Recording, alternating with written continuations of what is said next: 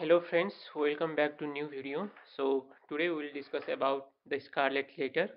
आज हामी Nathaniel हर्टनको the scarlet letter भन्ने नोभेलमाथि चर्चा गर्नेछौँ र यो नोभेलमाथि चर्चा गर्ने बेलामा हामी त्यो बेलामा प्युरिटन एजको पनि चर्चा गर्नेछौँ किनभने उनको यो नोभेल प्युरिटन एजको एउटा मास्टरपिस मानिन्छ र उनको नोभेल लिटरेचरमा प्युरिटन एजको बाइबल भन्दा नि हुन्छ। सो नथानियल हार्थन, प्युरिटन एज, डार्क रोमान्टिसिजम र द स्कारलेट लेटरमाथि हामी डिस्कसन गर्नेछौँ। सो अगाडि बढौँ।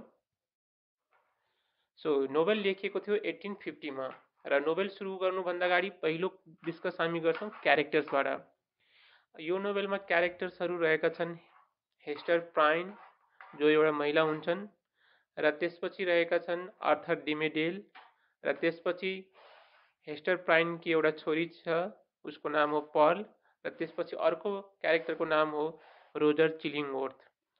र जब नोभेल सुरु हुन्छ हामीहरू देख्न सक्छौँ कि हेस्टर प्राइन मान्छेहरूको आम जनताको अगाडि चाहिँ एउटा सबैको अगाडि स्टेजमा खडा हुन्छे। हेस्टर प्राइनलाई एउटा आरोप छ, एडल्ट्रीको आरोप छ कि उनी बिहे भएको आइमै भएर पनि परपुरुषसँग सम्पर्क राखेको आरोपले गर्दा उनलाई चाहिँ सबै जनताको अगाडि चोकमा खडा भएर त्यो मान्छेको नाम भन्न बाध्य गराइन्छ जुन मान्छेसँग उनले चाहिँ शारीरिक सम्पर्क बनाएकी हुन्छे। हेस्टरलाई चर्चका पादरीहरूले र सरकारका कर्मचारीहरूले एकदमै मजबुर गर्दा पनि उनले त्यो मान्छेको नाम भन्दिनन् जसँग उनले चाहिँ सम्बन्ध बनाएकी हुन्छन् र जसको नाम थियो आर्थर डिमेडेल। आर्थर डिमेडेल साथीहरू ऊ पनि चर्चको एउटा फादर नै हो, ऊ पनि चर्चको एउटा मिनिस्टर नै हो र ऊ चर्चको मिनिस्टर भएर पनि हेस्टर प्राइनसँग जसको बिहे भइसकेको हुन्छ त्योसँग चाहिँ शारीरिक सम्पर्क बनाएको हुन्छ। र यहाँनिर कुरा गर्दाखेरि अब हामी हेस्टर प्राइनको कुरा गर्छौँ। हेस्टर प्राइनको खास श्रीमान रोजर चिलिङवर्थ हो र रोजर चिलिङवर्थले हेस्टर प्राइनलाई आफू अमेरिका आउनुभन्दा अगाडि नै उसले हेस्टर प्राइनलाई अमेरिका पठाइसकेको हुन्छ र यो कहानी सुरु हुन्छ जब प्युरिटन्सहरू 1600मा अमेरिका आएका थिए इङ्ल्यान्डबाट। सो यो सबैको डिस्कस हामी भिडियोमा पछि पनि गर्नेछौँ हिस्ट्रिकल ब्याकग्राउन्ड अन्तर्गत। र अहिलेलाई हामी यो बुझौँ कि रोजर चिलिङवर्थ एउटा चाहिँ डक्टर हुन्छ र ऊ अमेरिकामा बसाइसर्नुभन्दा अगाडि उसले आफ्नो श्रीमती हेस्टर प्राइनलाई चाहिँ पठाएको हुन्छ र उसले भनेको हुन्छ ऊ चाहिँ पछि आउँछ भनेर। र हेस्टर प्राइन त्यहाँ पुगेपछि त्यहाँका एउटा फादर चर्चमा काम गर्ने चाहिँ एउटा मिनिस्टर आर्थर डिमेडेलसँग उनको सम्बन्ध हुन्छ र त्यो सम्बन्धपछि जब सोसाइटीले थाहा पाउँछ हेस्टर प्राइनलाई चाहिँ चोकमा उभ्याएर सबै जनताको अगाडि, सबै मान्छेको सोसाइटीको अगाडि, सबै पाद्रीहरूको अगाडि चाहिँ उसलाई त्यो मान्छेको नाम कबुल गर्न बाध्य गराइन्छ। हेस्टर प्राइनलाई सबैले फोर्स गर्दा पनि हेस्टर प्राइनले त्यो चर्चको पादरीको नाम जसको नाम आर्थर डिमेडेल हो उसको नाम भन्दैन र आर्थर डिमेडेलले पनि आफूले त्यो गल्ती गरेको स्वीकार्दैन र त्यसपछि हेस्टर प्राइनले आफ्नो गल्ती स्वीकार्छ तर त्यो मान्छेको नाम चाहिँ भन्दैन जससँग उसले चाहिँ सम्बन्ध बनाएकी हुन्छे। अब यहाँनिर के हुन्छ भन्दाखेरि हेस्टर प्राइन त जेल जान्छ साथीहरू र हेस्टर प्राइन जेलमा बस्छ र उसको कोखमा एउटा सानो बच्चा हुन्छ जुन बच्चा चाहिँ अफकोर्स आर्थर डिमेडेलको हुन्छ र हेस्टर प्राइनको छातीमा चाहिँ एउटा गोल्डन इम्ब्रोइडरीले लेखेर चाहिँ बिग लेटर ए बनाइदिएको हुन्छ। त्यो लेटर ए प्युरिटन एजमा स्ट्यान्ड हुन्छ एडल्ट्रीको लागि। एडल्ट्री भनेको त्यस बिहेपछि पनि परपुरुषसँग सम्बन्ध बनाउनु। सो यहाँनिर हेस्टर प्राइन जेलमा जान्छे र जेलमा गइसकेपछि त्यहाँ के हुन्छ भन्दाखेरि उसको श्रीमान रोजर चिलिङवर्थ जो ऊभन्दा धेरै नै एजेड हुन्छ त्यो आउँछ। त्यसले अलिकति आफ्नो फेसलाई चेन्ज गरेको हुन्छ ताकि अरूले नचिनुन् भनेर। र यहाँनिर अर्को कुरा थाहा हुन्छ कि हामीलाई जब हेस्टर प्राइन सबैजनाको अगाडि चोकमा उभिएको बेलामा पनि रोजर चिलिङवर्थ त्यही भिडमा हुन्छ र रोजर चिलिङवर्थले आफ्नो भेष अलिकति बदलेको हुन्छ र जब हेस्टर प्राइनले जेलमा लगिन्छ अब रोजर चिलिङवर्थ हेस्टर प्राइनलाई भेट्न जेलमै जान्छ र जेलमा गइसकेपछि रोजर चिलिङवर्थले भन्छ तैँले चाहिँ मेरो आइडेन्टिटी म चाहिँ तेरो लोग्ने हो भनेर चाहिँ कसैलाई नभन्नु, यदि तैँले भनिस् भने म पनि तेरो बारेमा सबै कुरा हल्ला फैलाइदिन्छु र यो नराम्रो हुनेछ भनेर चाहिँ र तेरो बच्चालाई मारिदिन्छु भनेर चाहिँ रोजर चिलिङवर्थले हेस्टर प्राइनलाई धम्की दिन्छ। र आफ्नो बच्चाको मायाले गर्दा हेस्टर प्राइनले पनि रोजर चिलिङवर्थ यो मेरो हराएकै हस्बेन्ड हो भनेर चाहिँ सरकारलाई वा चर्चको फादरहरूलाई चाहिँ भन्दैन। त्यसपछि केही समयपछि त्यहाँबाट छुट्छ ऊ र छुटिसकेपछि ऊ फेरि कम्युनिटीमा जान्छ। त्यहाँ गइसकेपछि हेस्टर प्राइन जहिले पनि त्यही लुगा लगाएको हुन्छ जसमा ठुलो लेटर ए बनाएको हुन्छ। ऊ त्यो कम्युनिटीमा बस्दाखेरि उसको छोरी पल पनि ठुलो हुन्छ। त्यसपछि ऊ पनि त्यही लोकल कम्युनिटीमा हेस्टर प्राइन पनि काम गर्छ र काम गरेर चाहिँ अरूलाई पनि सहयोग गर्न थाल्छ र बिस्तारै स्टोरी अगाडि बढ्ने क्रममा अब अर्थर डिमेडेलकोमा आउँछौँ हामी। अर्थर डिमेडेल अफकोर्स पलको फादर हो र यो कुरा हेस्टर प्राइनले थाहा हुन्छ र अब अर्थर डिमेडेललाई आफ्नो गल्ती महसुस भइरहेको हुन्छ। ऊ बिस्तारै बिस्तारै गिल्ट महसुस गरिरहेको हुन्छ र यो कुरा हामी प्युरिटन एजसँग म्याच गर्छौँ। जसरी प्युरिटन एजको कुरा गर्दाखेरि हामी त्यो एजमा त्यो एउटा बिलिभ थियो कि गिल्ट र सिन मेन हुन्। गिल्ट र सिन सबै मानिसले आफूलाई चाहिँ आफ्नो गल्ती स्वीकार गर्नुपर्छ, आफ्नो पाप स्वीकार गर्नुपर्छ। भगवानले चाहिँ पापलाई बुझेको हुन्छ र यदि मान्छेले पाप गरेको छ भने भगवान समक्ष चाहिँ उसले क्षमा माग्नुपर्छ। सो अर्थर डिमेडेलले जब सुरुमा हेस्टर प्राइनलाई चाहिँ चर्चका पाद्रीहरूले सोद्धाखेरि, गभर्मेन्टका अफिसरहरूले सोद्धाखेरि कि त्यो मान्छे को हो भनेर उसले नाम भन्दैन र अर्थर डिमेडेलले पनि उसलाई बचाउनको लागि हेस्टर प्राइनलाई अगाडि आउँदैन। ऊ आफै पनि एउटा चर्चको मिनिस्टर हुन्छ। पछि बिस्तारै समय बढ्दै क्रममा अर्थर डिमेडेललाई पछुतो हुन्छ, गिल्ट महसुस हुन्छ र उसलाई मन मनै पीडा हुन्छ र पछि चाहिँ अर्थर डिमेडेल एकदमै कमजोर हुन्छ, बिरामी हुन्छ र उसको केयरटेक गर्नको लागि रोजर चिलिङवर्थ जो डक्टर हो ऊ चाहिँ आफ्नो आइडेन्टिटी बदलेर उसको सर्भिसम्यानको रूपमा उसको अफिसमा जान्छ र बिस्तारै रोजर चिलिङवर्थलाई चाहिँ डाउट लाग्छ कि अर्थर डिमेडेल नै कहीँ हेस्टर प्राइनको इलिजिटिमेट छोरी पलको फादर त होइन भनेर। र रोजर चिलिङवर्थले एक दिन चाहिँ अर्थर डिमेडेलको माथिको शङ्कालाई सही साबित गर्नको लागि अर्थर डिमेडेल सुतिराखेको बेलामा औषधि खाएर त्यो बेलामा उसको नजिक गएर हेर्छ र उसको छातीमा हेर्छ र उसको छातीमा उसले लेटर ए कोरिएको देख्छ। त्यसपछि रोजर चिलिङवर्थलाई पुरा विश्वास हुन्छ कि आखिर हेस्टर प्राइनको त्यो इलिजिटिमेट चाहिँ रिलेसनसिप हुने व्यक्ति त्यही चर्चको मिनिस्टर अर्थर डिमेडेल नै हो भनेर।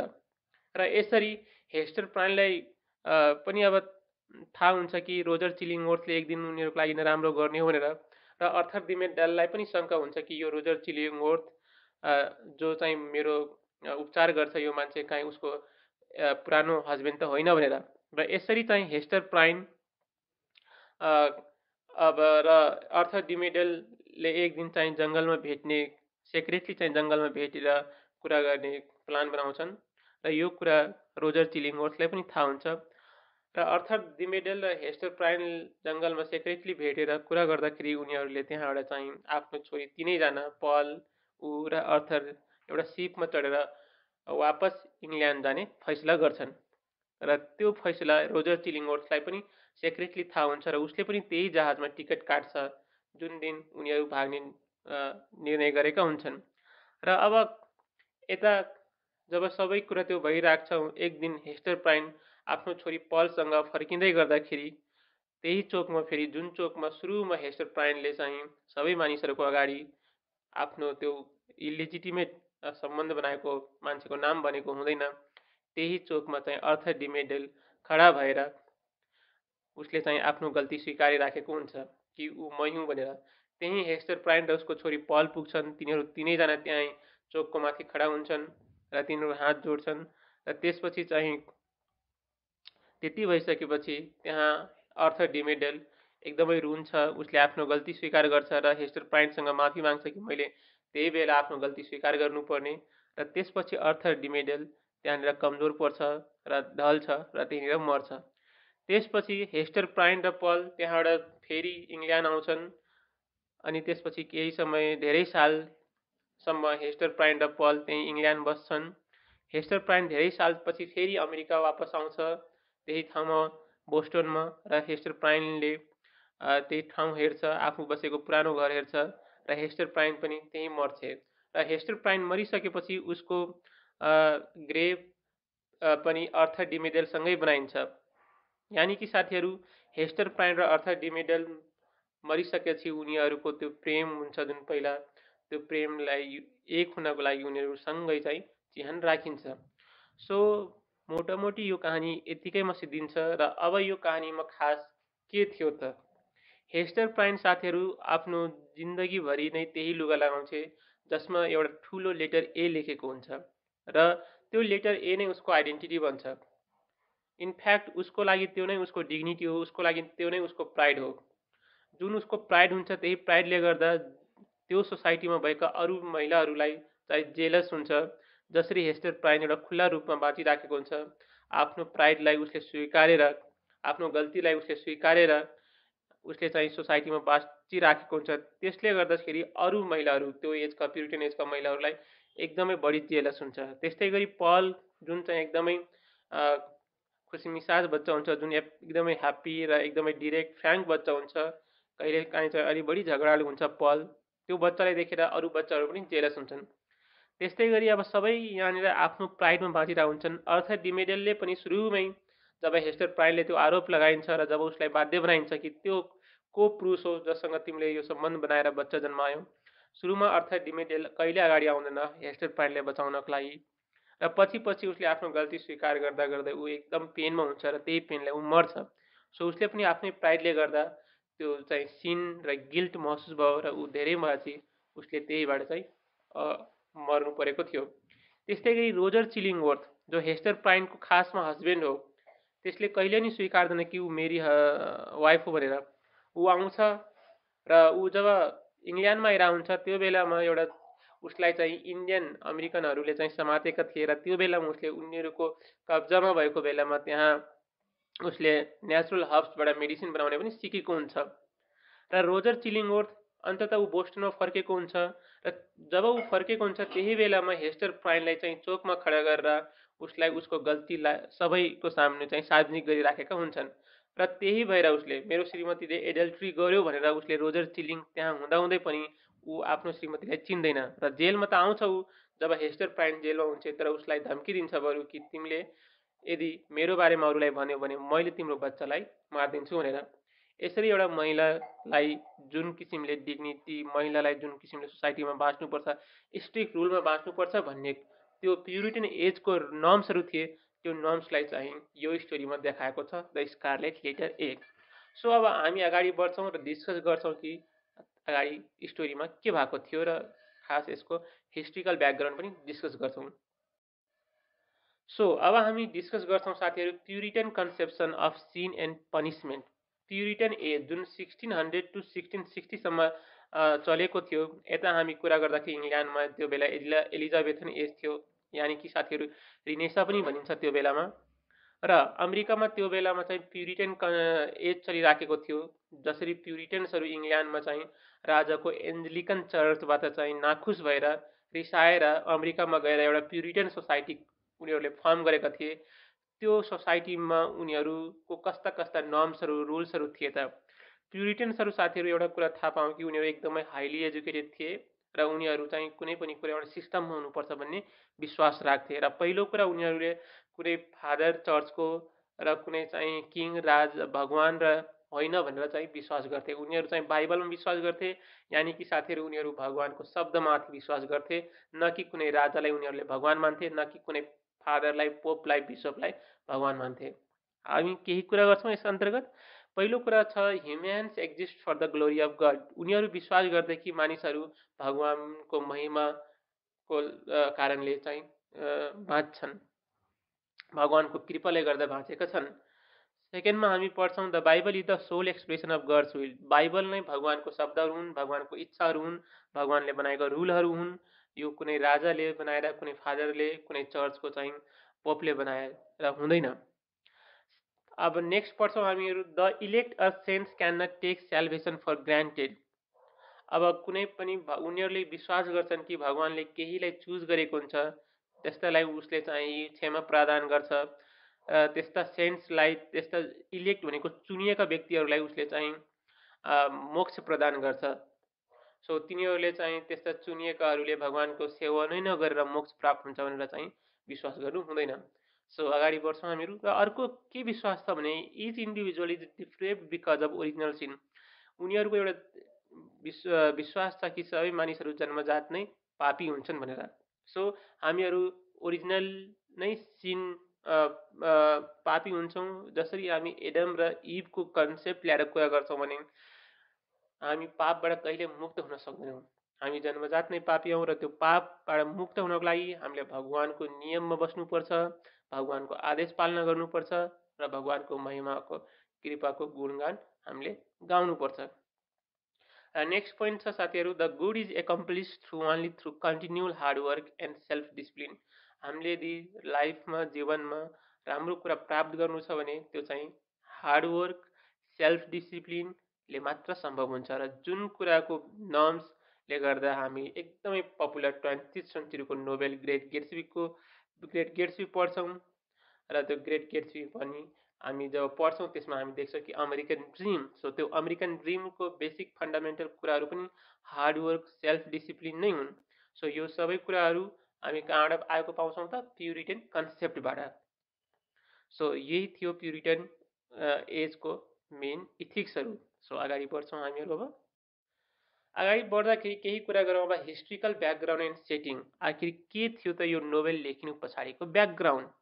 सो अब केही ब्याकग्राउन्डको कुरा गर्दाखेरि the first puritans who came to Massachusetts in 1620 were pilgrims. Of course जब चाहिँ इङ्ल्यान्डमा प्युरिटन्सहरूले विरोध गरे राजाको एन्ग्लिकन चर्चको विरोधमा, उनीहरूलाई त्यहाँ पर्जिक्युट गरियो, मारियो, उनीहरूलाई त्यहाँबाट लखेटियो र त्यही भएर उनीहरू त्यहाँबाट भागेर अमेरिकामा एउटा प्युरिटन सोसाइटी बनाउनको लागि आएका हुन्। Decided that church of England is too corrupt. ती प्युरिटन सोसाइटीहरूले के पायो भन्दाखेरि राजाको चर्च पनि, पहिला क्याथोलिक चर्च, रोमन चर्च पनि करप्ट नै थियो। त्यसमा फादरहरू, पोपहरू एकदमै बढी पावरफुल थिए, उनीहरूले आफूलाई भगवान सररै मान्थे। त्यसपछि हेनरी एटले राजाले चाहिँ अर्को बिहे गर्नको लागि त्यो चर्चलाई आफ्नो रुल अनुसारलाई चेन्ज गर्यो, जसलाई एन्ग्लिकन चर्च भनिन्छ। त्यो पनि अन्ततः रोमन चर्चभन्दा केही कुरामा फरक थिएन, त्यो पनि करप्ट नै थियो। र त्यही भएर यी पढे लेखेकाहरूको सोसाइटीहरूले एउटा सोसाइटी निर्माण गरे प्युरिटन भन्ने, र त्यसले गर्दा उनीहरू अगेन्स्टमा गए त्यो एन्ग्लिकन चर्च र क्याथोलिक चर्चको। So they wanted to be separate from all the church and start all over again. जुन पुरानो किसिमका चर्चको व्यवस्थाहरू थिए त्यसबाट चाहिँ ती प्युरिटन्सहरू अलग हुन चाहे र उनीहरूले एउटा नयाँ सोसाइटी र नयाँ समाज सुरु गर्न खोजे। Puritan made a lasting impact on American attitude. र प्युरिटन्सहरूले अमेरिकनको धारणा जुन छ अमेरिकन ड्रिम भन्ने, त्यसमा एकदमै बढी नै प्रभाव पारेको देखिन्छ। प्युरिटन्सहरूले अमेरिकनको कन्सेप्टमा धेरै चेन्ज गरे। जस्तै उनीहरूकोबाट के कुरा परिवर्तन भयो त अमेरिकामा, र अमेरिकन्सहरू के कसरी उनीहरूको नर्म्समा परिवर्तन भयो त? पहिलो कुरा हार्डवर्क, मान्छेले हार्डवर्क गर्नुपर्छ, मान्छे चाहिँ फ्रुजालिटी, सेल्फ डिसिप्लिनमा बस्नुपर्छ, सेल्फ इम्प्रुभ गर्नुपर्छ र मान्छे सेल्फ डिपेन्डेन्ट हुनुपर्छ। सो यी कुराहरू नै अहिले चाहिँ अमेरिकन भर्चुज भनिन्छन्। यदि हामीले चाहिँ सक्सेस एचिभ गर्नु छ भने of course we have to do hard work, we have to maintain self discipline, then we have to improve our self and we have to be independent. So these are the basic virtues of American dream, and behind this we have already discussed about historical background. So how Puritans they migrated from England to America, and how that so history happened. Okay friends, so we will move ahead and discuss the next points. Okay, अब हामी discuss गर्नेछौँ historical context of the Nobel. फेरि त्यही of course यो Nobel लेखिएको हो 1640s को historical कन्टेक्स्टमा, र जुन चाहिँ बेस्ड छ बोस्टोनमा। सो प्युरिटन्सहरू बोस्टोनमा आएर बसेका थिए, म्यासेचुसेट्समा आएर बसेका थिए, र उनीहरूको कम्युनिटी एकदमै सानो थियो सुरुमा, लाइक 100sमा र 1000मा धेरै भयो भने। र एकदमै बढी इम्पोर्टेन्ट कुरा के हो भने यहाँनिर हामीलाई थाहा हुनुपर्छ सालेम विच ट्रायल्स।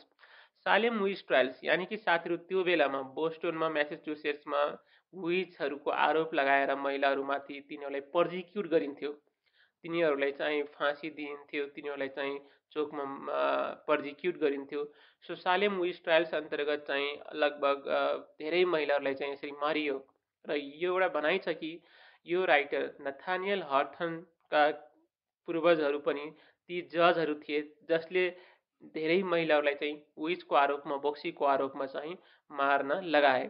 सो एउटा कुरा के छ भने नथानियल हाथनलाई पनि पछि त्यो गिल्ट, त्यो जुन जिनमा भएको गिल्ट, जुन उनको पूर्वजहरूले गल्ती गरे ती इनोसेन्ट महिलाहरूलाई बोक्सीको आरोप लगाएर मार्न बाध्य बनाए, त्यो गिल्ट चाहिँ नथानियल हाथनले आफ्नो यो राइटिङ मार्फत चाहिँ त्यो एक्सप्रेस गरेर चाहिँ त्यो भगवान सामने एउटा माफी मागेका हुन् भन्ने पनि धेरै क्रिटिकहरूले यस्ता भन्छन्। सो अर्को कुरा के भनिन्छ भन्दाखेरि यो नोभेलको हिस्ट्रिकल ब्याकग्राउन्ड चाहिँ रियालिटीबाट लिएको, एउटा रियल इभेन्टबाट लिएको, जसमा हेस्टर क्राफोर्ड गरेकै महिला थिए त्यो बेलामा, जसले चाहिँ जोन वेजसँग फोर्निकेटिङ भनेको त्यस्तै इलिजिटिमेट सम्बन्ध बनाएका थिए र जसबाट चाहिँ 6 विक्स आफ्टर बच्चा पनि भएको थियो। सो यो नोभेलमा हाम्रो मेन क्यारेक्टर छन् हेस्टर प्राइन, र हेस्टर प्राइनको क्यारेक्टर चाहिँ वास्तवमै त्यो बेलामा भएको एउटा महिला हेस्टर क्राफोर्डबाट आएको भनिन्छ। सो अर्को कुरा, नथानियल हाथनका स्टोरिजहरू एन्टी ट्रान्सडेन्टलिस्ट हुन्छन्, यानि कि साथी उनी एन्टी ट्रान्सडेन्टलिस्ट हुन्। उनी चाहिँ सबै कुरा अप्टिमिस्टिक हुन्छ, राम्रै हुन्छ, भर्चुमा हुन्छ भन्ने कुरा विश्वास गर्दैनन्। सो उनी एउटा पेसिमिस्टिक स्टोरिजहरू लेख्छन्। त्यस्तै गरी उनका स्टोरिजहरू डार्क रोमान्टिसिजम अन्तर्गत पर्छन् र उनलाई एउटा चाहिँ डार्क रोमान्टिसिजमको पायोनियर पनि भनिन्छ।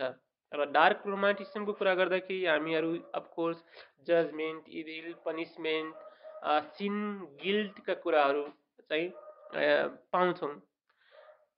सो नथानियल हाथर्नको कुरा गर्दाखेरि अब change his name from Hathorne to Hawthorne. So उनको स्पेलिङ पहिला थियो HATHORN हथोर्न, र उनले त्यो स्पेलिङबाट हथर्न भनेर HAW अलिकति स्पेलिङ परिवर्तन गरेका थिए र यसमा पछाडि पनि उनले गिल्ड भएर नै त्यो स्पेलिङ चेन्ज गरे।